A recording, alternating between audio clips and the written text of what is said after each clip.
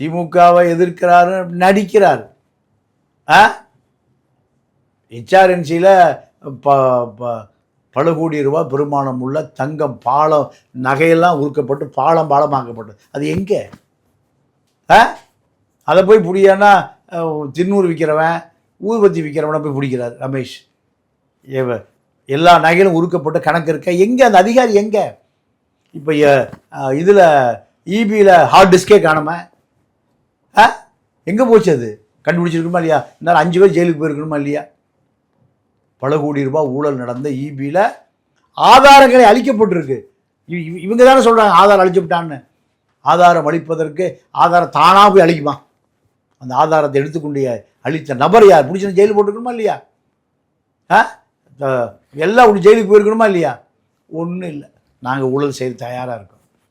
உங்களுடைய ஊழல் எங்களுடைய ஊழல் ரெண்டும் ஒரு நேர்கோட்டில் இணைகிறது. அதே கான்ட்ராக்டர் எங்களுக்கு பணம் கொடுக்க போகிறோம்.